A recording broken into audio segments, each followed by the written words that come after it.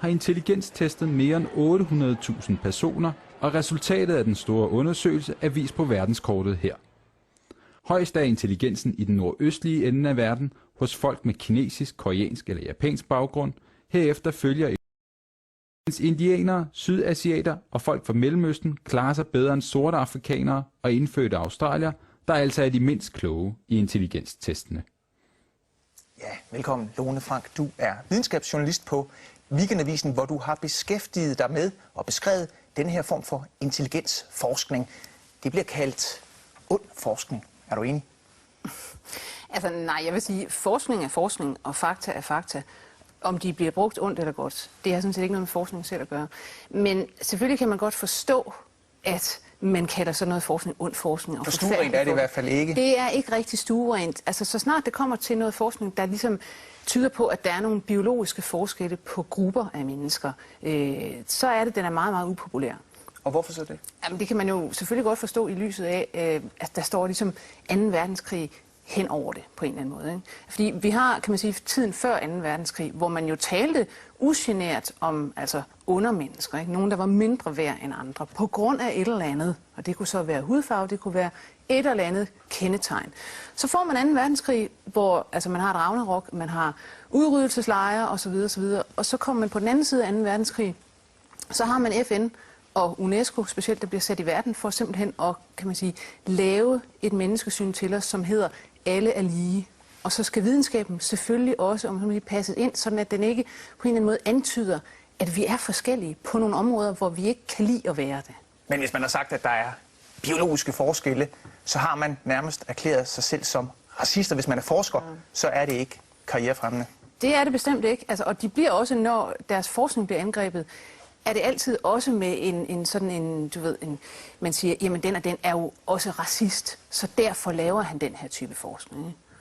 Men selvom det så forholder sig sådan, så forskes der jo ude, og du har fulgt resultaterne. Prøv at fortælle.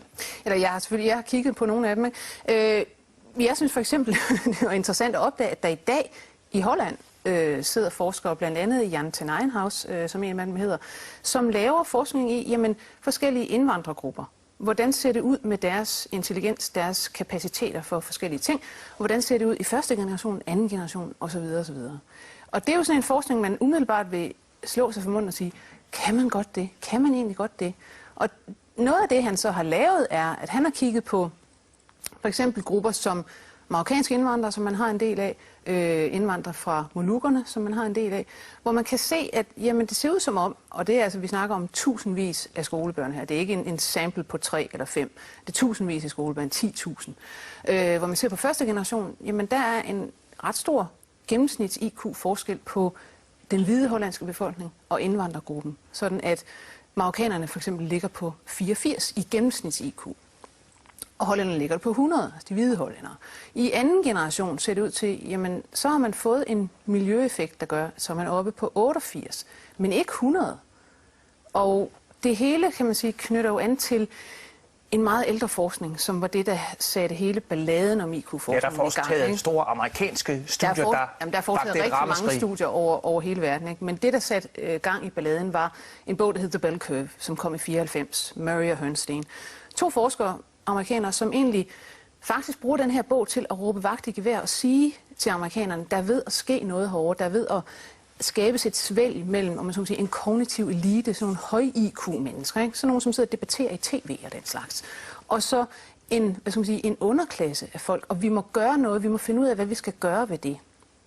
Nogle af de data, de så lægger frem, og det er det, der gør bogen så kontroversiel, er så, at man tilsyneladende kan se forskel på etniske grupper, altså racegrupper. Det ser ud som om, at de sorte amerikanere ligger sådan i bunden med en gennemsnits-IQ på 85.